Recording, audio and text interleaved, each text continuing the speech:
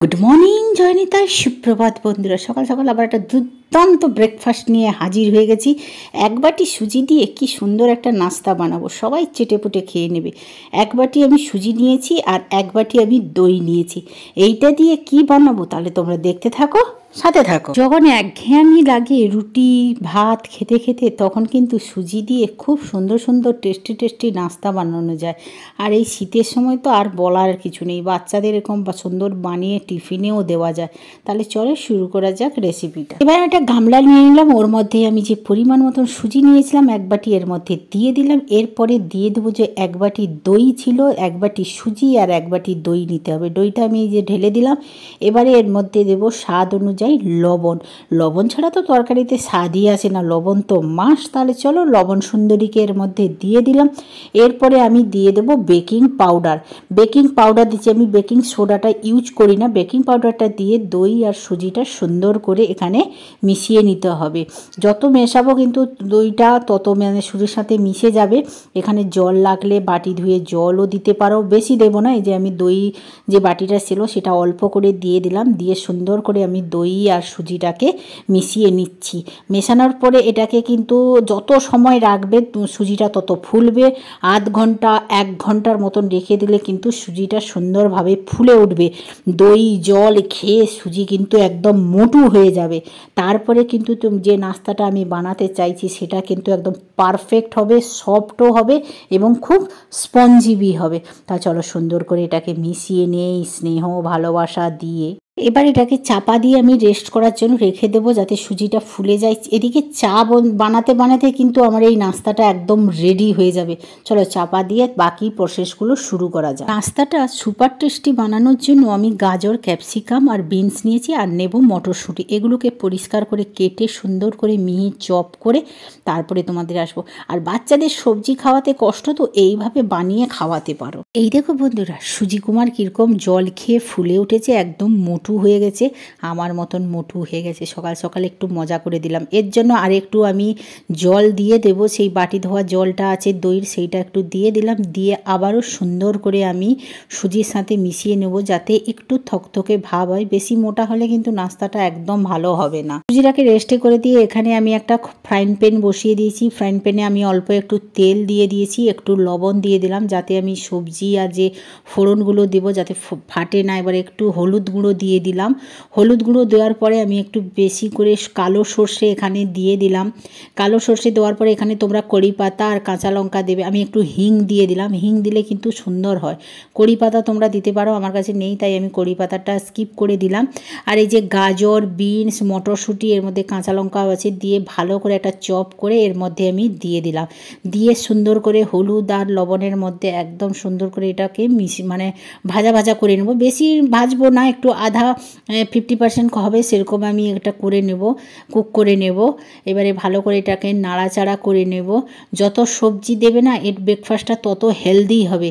এটা রাত্রেও খেতে পারো, যারা ডায়েট করে তারা তো 100% খেতে পারো অল্প একটু ঘি দিয়ে। তাহলে সাদা তেল দেওয়ার দরকার নেই, অল্প একটু ঘি দিয়ে। এই যে আমার হয়ে গেছে। এবারে আমি কাঁচা লঙ্কা আর ধনে পাতাটা একদম দিয়ে দিলাম। দেওয়ার পরে এটাকে সুন্দর করে মিশিয়ে নেব। গ্যাসটাকে আমি বন্ধ করে দিয়েছি, কারণ ধনে পাতা দিয়ে বেশি কুক না করাটাই উচিত। তাহলে ধনে পাতার মানে গুণটা নষ্ট হয়ে যাবে আর সবজিটা বেশি নরম হয়ে যাবে। একটু অল্প অল্প ফ্রাই হবে। এরপরে আমি দিয়ে দিলাম এখানে চাট মশলা, টেস্টি করার জন্য চাট মশলা দিলাম। এরপরে দিয়ে দেবো গোলমরিচ। গোলমরিচ দিলে কিন্তু স্বাদ আরও দ্বিগুণ বেড়ে যায়। এবারে গ্যাসটা বন্ধ করে ঠান্ডা করে আমি ব্যাটারে চলে আসলাম। ব্যাটারটা কত সুন্দর হয়েছে, একদম আরও ফুলে উঠেছে, সফটও হয়ে গেছে। এবারে আমি যে তরকাটা রেডি করেছিলাম, কালো সর্ষে, ধনে পাতা, কাঁচা লঙ্কা আর সমস্ত সবজি এর মধ্যে তেল সহ ঢেলে দিলাম। দিয়ে সুন্দর করে এটাকে আমি মিশিয়ে নেব। আর তোমরা দেখতে পাচ্ছ বন্ধুরা, সাদা, লাল, সবুজ, কত সুন্দর হলুদ কালার হয়েছে। দেখো এমনিই খেতে ইচ্ছে করছে।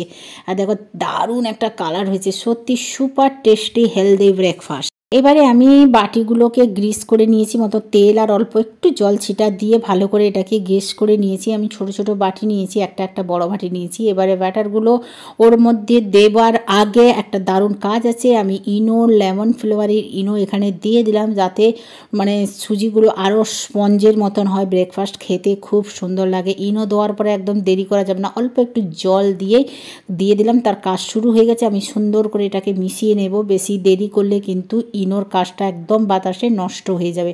এবার তোমরা দেখতে পাচ্ছ ইনো কি সুন্দর ফোলা শুরু হয়ে গেছে, সুজিগুলো আরও ফোলা শুরু হয়ে গেছে। এবারে আমি সব ভালো করে সুন্দর করে মিশিয়ে নিয়ে সব বাটিতে করে কিন্তু ব্যাটারগুলো দিয়ে দেবো। বাটিগুলো একদম ফুল করবেন না, অল্প অল্প করে একটু ফাঁক রাখবে, যাতে সুজিগুলো ফোলা শুরু করবে। যখন আমি এটাকে ভাপে দেব তখন কিন্তু সুজি ফুলবে, ফুললে কিন্তু বাটিটা যদি ভর্তি করে দিই তাহলে ব্যাটারটা নিচে পড়ে যাবে, একদম নষ্ট হয়ে যাবে। আমি সুন্দর করে 3টে বাটিতে দিচ্ছি, আর যতটা ব্যাটার বেশি থাকে তখন আর একটা জিনিসে দেবো। সেটা কিসে দেবো তোমরা দেখতে থাকো। আমার সমস্ত বাটিগুলো এই যে 3টে বাটিতে আমি দিয়ে দিয়েছি, কতটা করে গ্যাপ রেখেছি দেখেছো, ড্যাব ড্যাব করে দিয়েছে, দারুণ লাগছে। আর এদিকে আমি দেখতে পাচ্ছি বন্ধুরা, একটা ননস্টিক কড়াইতে জল আর রিং দিয়ে বসে দিয়েছিলাম, জলটা গরম হয়ে গেছে। আমি এই যে 3টে বাটি ওর মধ্যে সাজিয়ে দিলাম, সাজিয়ে দিয়ে এটা যতক্ষণ না হয় আমি এটাকে ঢাকনা দিয়ে বয়েল করতে রেখে দেবো, সিদ্ধ করার জন্য এটাকে রেখে দিলাম। আর যে কিছুটা ব্যাটার ছিল আমি দেখো প্লেটে দিয়ে দিলাম, দিয়ে সুন্দর করে এটা ড্যাব ড্যাব করে একটা কড়ার মধ্যে বসিয়ে দিলাম। 15 থেকে 20 মিনিটের মধ্যেই দেখো ঢাকনা খুলে দেখাচ্ছি, প্লেটগুলো কি সুন্দর ফুলে উঠেছে। প্লেটের দেখো কেকগুলো, আর এদিকে বাটিরগুলো দেখো দারুণ একদম ফুলে উঠেছে টুপটুপ করে, একদম একটা কাঠি দিয়েও চেক করেছি, একদম সুন্দর হয়েছে, একটুও লাগেনি। এবারে আমি গ্যাসটাকে বন্ধ করে ঠান্ডা করার পরে ফিরে আসছি। হেলদি সুজির এই ব্রেকফাস্টটা দেখো বাটির চারধার দিয়ে একদম ছেড়ে গেছে, একটু টুপটুপ করলেই বেরিয়ে আসতেছে। বাটিরগুলো দেখেছো কত সুন্দর হয়েছে, স্পঞ্জ হয়েছে, হাত দিয়ে দাবালেই ছেড়ে উঠে হচ্ছে, আর বড় বড় হয়েছে, দারুণ লাগে সত্যি। বাচ্চা বড় সবাই চেটেপুটে খেয়ে নেবে। আর প্লেটটা দেখেছো দারুণ হয়েছে, ভেঙেও তোমাদের দেখাবো। আর এইভাবে বাচ্চাদের বানিয়ে দিলে কিন্তু সবাই খেয়ে নেবে। আর এটা আমি ধনেপাতা, টমেটো, কাসুন্দি, লঙ্কা দিয়ে একটা চাটনি বানিয়ে পরিবেশন করলাম।